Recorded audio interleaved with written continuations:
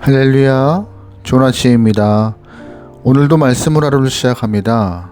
슬기로운 아침 시간 다니엘 10장 말씀입니다. 두 사람이 산에 올라가 나무를 하기 시작합니다. 두 사람은 모두 온종일 나무를 하는데요. 한 사람은 쉼없이 나무를 하고 다른 한 사람은 쉬면서 나무를 했습니다. 일반적으로 생각할 때 쉼 없이 나무를 한 사람이 더 많이 했을 거라 생각하지만 결과는 정반대였습니다. 쉬면서 나무를 한 사람이 더 많이 나무를 얻었던 것이죠. 왜 이런 결과가 발생했을까요? 쉬면서 나무를 한 사람은 쉬는 시간 동안 무뎌진 도끼날을 갈았기 때문입니다. 그리스도인에게도 기도라는 날카로운 도끼가 있는데 하나님께 매달리는 그 기도가 우리의 인생을 날카롭게 만들어 갈 것입니다. 반대로 믿지 않은 사람은 기도를 무력하게 생각해요. 시간 낭비라고 여기는 것이죠. 하지만 기도의 능력을 경험한 사람에게는 기도가 얼마나 강하고 날카로운 도끼인지를 잘 알고 있습니다. 믿음으로 기도하면 우리의 인생이 날카로워지고 열심히 기도하면 하나님이 책임지시는 놀라운 경험을 할 것입니다. 본문 속 다니엘이 기도의 능력을 알고 있는 사람이고 도끼의 날과 같은 기도를 숨기며 살아가고 있는 사람이었습니다. 그는 바벨론 포로로 잡혀가서 페르시아 시절까지 살았지만 식민지 백성으로 살면서도 제국의 고위직인 재상까지 지냈던 사람입니다. 포로에게는 상상할 수 없을 만큼 높은 자리에 올라간 인물인데요. 이런 상황이 가능했던 이유는 다니엘이 갖고 있는 그 기도의 도끼날 때문입니다. 오늘 본문을 통하여서 하나님이 다니엘의 기도에 어떻게 응답하시는지 볼 수 있게 소망합니다. 1절 말씀이에요. 페르시아의 고레스 왕 제3년에 일명 벨드사살이라고 하는 다니엘이 계시로 말씀을 받았다.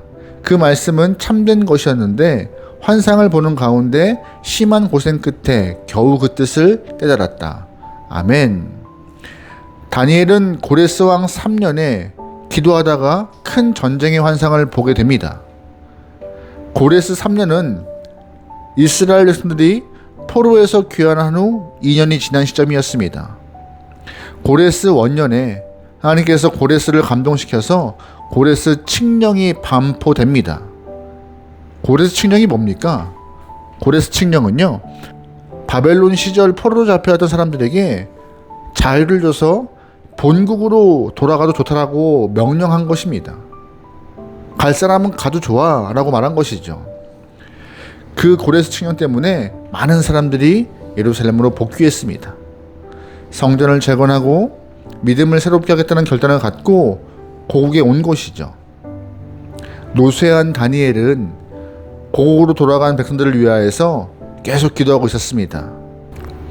포로 생활을 마치고 본국으로 귀환한 지 2년이 지나간 시점에서 예루살렘에 있는 사람들은 성전 재건을 위해 열심히 노력하고 있었는데 만약 다시 전쟁이 발생한다면 어떤 마음이었을까요? 다니엘은 그래서 걱정되는 마음에 금식하면서 주 앞에 기도하고 있던 것이에요. 2절 말씀이에요. 그때 나 다니엘은 새 이래 동안 고행하였다. 새 이래 내내 좋은 음식을 삼가고 고기와 포도주도 입에 대지 않았으며 몸에 기름을 전혀 바르지 않았다. 아멘.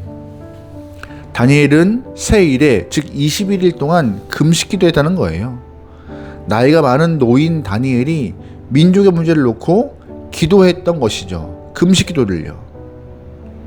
우리는 다니엘이 기도하는 모습을 통하여서 나는 어떤 문제를 갖고 기도하고 있는지 우리의 기도 내용과 기도의 폭을 살펴보면 좋을 것 같습니다. 다니엘은 나이가 많았지만 하나님 앞에서 살아가는 신앙의 눈으로 동족과 민족을 위하여서 간구하는 모습을 볼 수 있어요.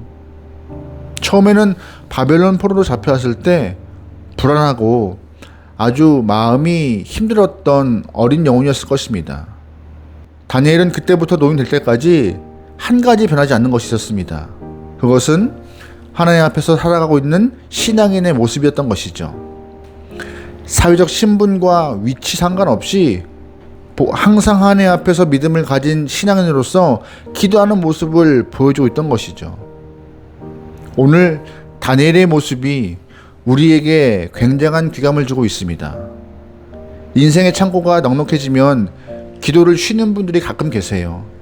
과거에는 간절함으로 엎드리고 기도할 수밖에 없었는데 먹고 살만하니 기도를 쉬는 것이죠. 그러나 그렇게 하면 안 됩니다. 먹고 살만하고 편하니까 피곤하고 힘든 기도의 여정이 귀찮아서 그만두면요 안 되는 것이에요. 다니엘도 그럴 가능성이 큰 인물이었습니다. 포로가 한 나라의 재산까지 올라갔으면 이제 쉴만도 하겠죠. 하지만 다니엘은 그런 모습을 보이지 않았습니다. 일생을 하나님 앞에 엎드려 기도하는 신앙인의 모습을 보여주고 있어요. 혹시 우리의 모습도 기도를 귀찮아하지 않습니까? 여러분, 오늘 다니엘의 모습을 통하여서 기도를 쉬지 않는 영혼이 되길 소망합니다. 기도를 쉬지 않으니까요 예수님께서 다니엘에게 나타나십니다. 은혜죠. 기도를 쉬지 않으니 놀라운 은혜를 경험하게 돼요. 5절 말씀이에요. 그때 내가 눈을 떠서 보니 한 사람이 모시옷을 입고 우바스의 금으로 만든 띠로 허리를 동이고 있었다.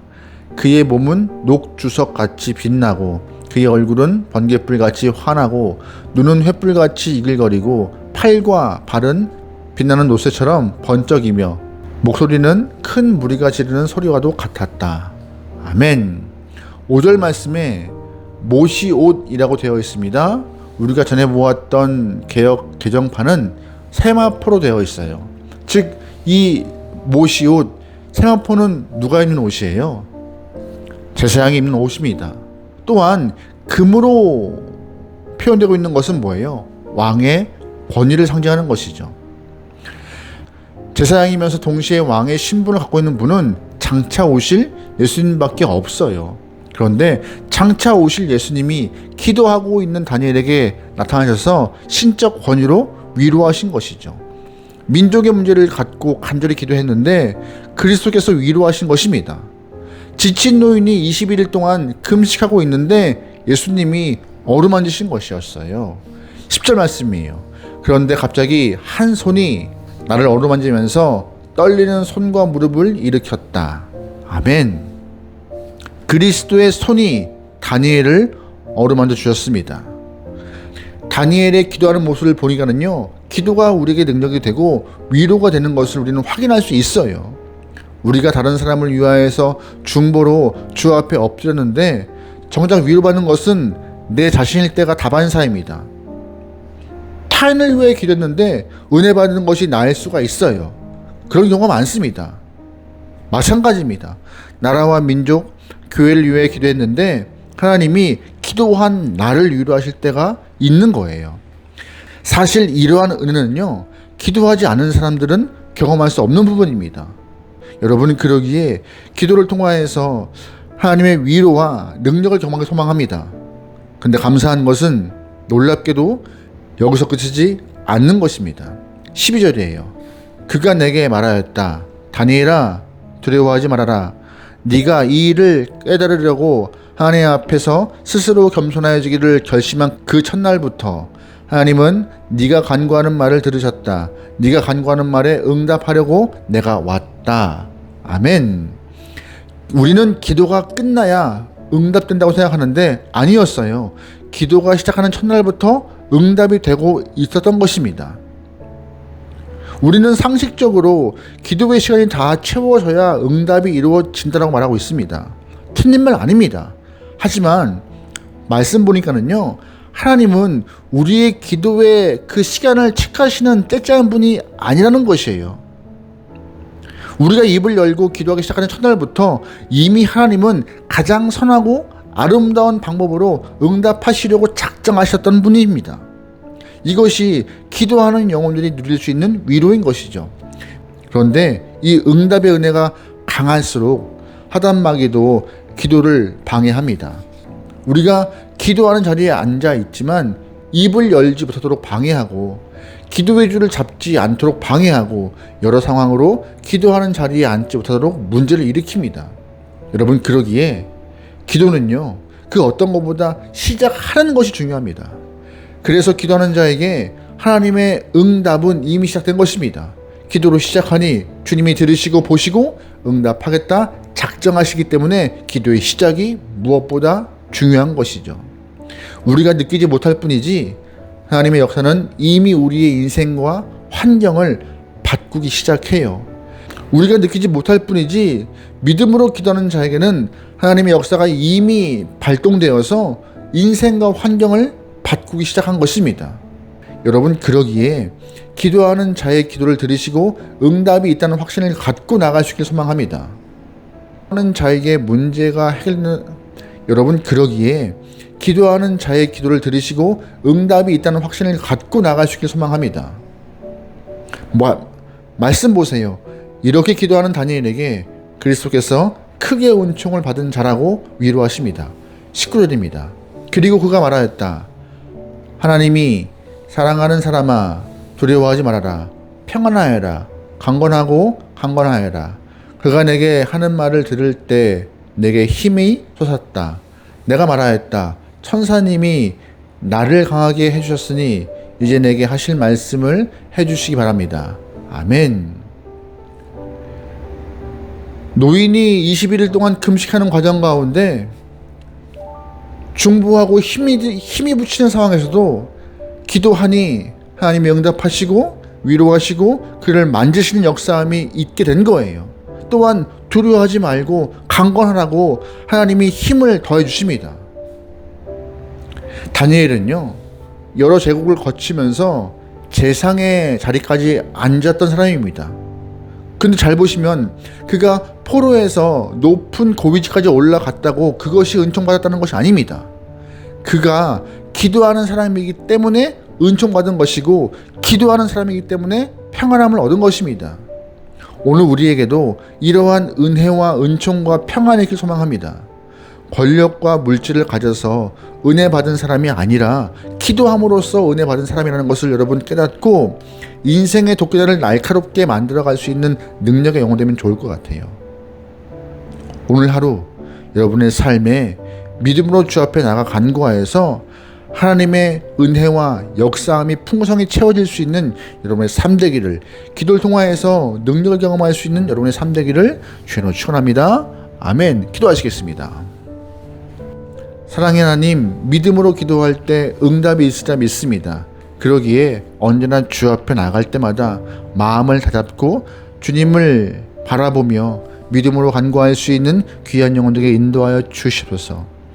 다니엘은 중보할 때부터 하나님의 은혜와 역사함과 평안함과 강건함을 누린 영혼입니다. 우리 또한 같은 은혜를, 같은 역사함을 경험하기 원하오니 우리에게 응답하여 주시옵소서. 모든 걸 맡기오며 예수님의 이름으로 기도합니다. 아멘.